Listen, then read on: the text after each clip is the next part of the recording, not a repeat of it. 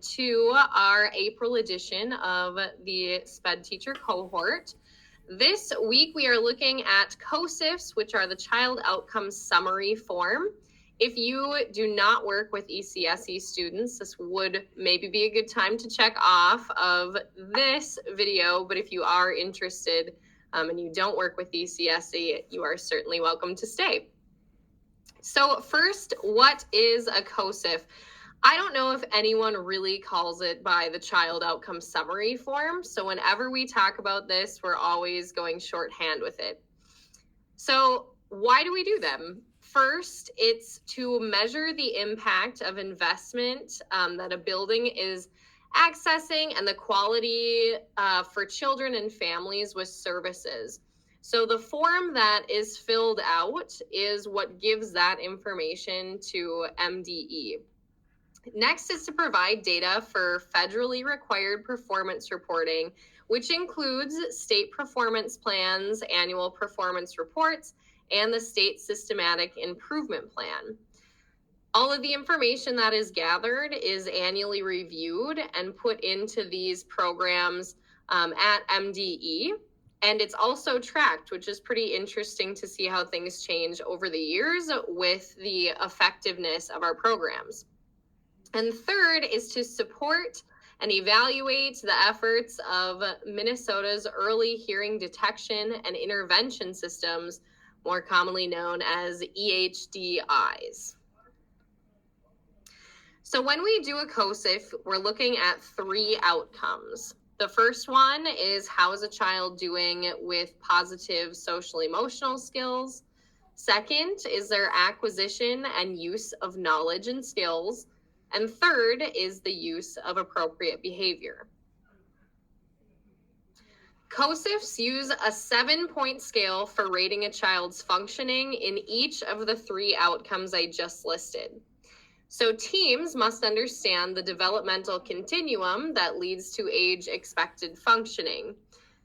When you are doing a COSF, which we're going to look at an example here shortly, you're asking yourself a couple of questions.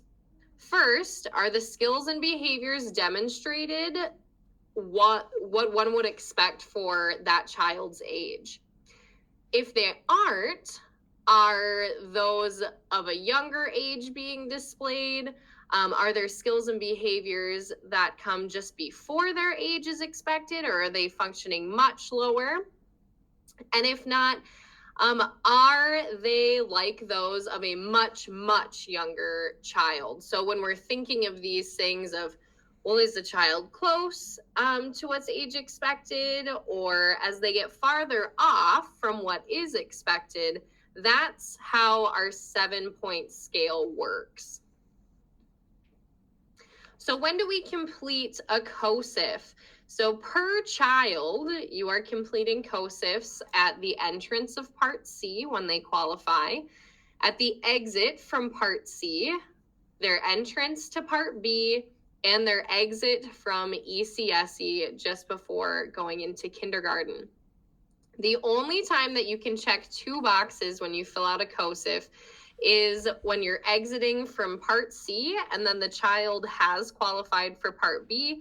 That's shown right on the screen that you can check both of those boxes and that will sort right for MDE. So all COSF reporting is collected in December from the previous year. We usually give out reminders starting in November to make sure that they're done and finalized. And then we pull them off of SpEd forms and they sort by the entrance or exit codes so that we can send them to the state. A couple of things to know. First is when you generate scores on page 1, there are boxes at the bottom of the page for outcomes 1, 2, and 3. Commonly, they do get missed, but I've noticed that SpEd Forms has changed a couple of things this time around. But we want to make sure that there is a number in the drop-down box and that there is always a yes or no box checked. So in my example there, you see the first one is correct with a number and the yes checked. But the other 2 are not. So all of that information needs to be present and it actually autofills now from page to page, which should make things a lot easier filling them out. Second is the EDHI. All children must have a yes or a no box checked. If the yes mark is checked, that means that you need to collaborate with your DHH itinerant staff to fill out the rest of the information about the child's hearing. A lot of times we get going quickly on a COSF and we may forget to check something. MDE already knows which of our students are indicated as having a hearing loss, so we have to make sure that all of that information is present so that they can double check it against their records. And last, there is no form needed if you've only served a child for 6 months or less. If a student has moved out, however, make sure that you're asking me if you have that situation come along into next fall so that we can check to see if that student actually enrolled somewhere or if they did not enroll after being at your site. If they didn't enroll somewhere, then the last serving school is responsible for filling out a COSF report. So the order of operations, how do we go about filling a COSF out? What you're looking at is Anita Brake's COSF page. So you see child information, outcomes 1, 2, and 3, the COSF scale, and the EHDI information. The first thing you're going to do on the child information page is to confirm that the student's info is correct. It should be, since it autofills from the setup page of SpEd forms. However, sometimes there are mistakes, so it's good to check them before we go ahead and finalize. Second, you enter the date that you are actually putting the COS information in. And then third, you're checking the purpose of the rating, which is the student's exit or entrance into a program. Next, you're going to go through outcomes 1, 2, and 3. On each page, which we'll look at next, you're answering yes or no questions and adding narrative where necessary. Sections will then autofill from each outcome page onto page 1 to fill the yes or no boxes. Next, you fill out EHDI information. If you check no, then you're done. But if you check yes, you need your DHH itinerant staff's help.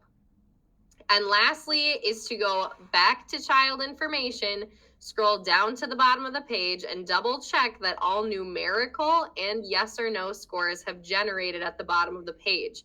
If not, that means that there's an error in one of your outcome pages and it's not going to generate itself, and it's certainly not going to generate for MDE. So we need to make sure that we fix that before finalizing. So what you're looking at here is the outcome 1 page. So there are 3 outcome areas and each of the 3 has its own page. This one is positive social emotional skills. What is great about the new SpEd forms update is that when you answer question 1, checking yes or no, it's automatically going to generate the next set of questions that you need. Previously, on the old SpEd forms, you had to kind of bob between both questions versus them just showing up. So by checking yes or no, no is going to generate score options 1, 2, or 3. If you choose yes, it's then going to generate score options and questions for 4, 5, 6, and 7. Answering all of the questions completely will then generate that numerical score. So it goes through, you'll see, for example, on Q3B, it says rating of 4 in brackets. So as you're thinking of the questions of how the student is actually performing, you're writing some narrative, you're going to see what score you're actually giving. It's important to not score incredibly high right off the bat and consider where this child is functioning, considering their developmental stage, where they're supposed to be at and where they're actually functioning. Because what we hope is that throughout the entrances and exits, that students are showing growth in these areas and also showing that our teaching and programming is effective in helping students grow in their areas of need. If you want an in-depth look about child outcome summary forms, DAISY training models are really great, and they go through all of the ins and outs of COSFs, from how to just fill them out on SpEd forms, but also what you need to be thinking about in each of the 3 areas to feel like you're answering the questions correctly about each student.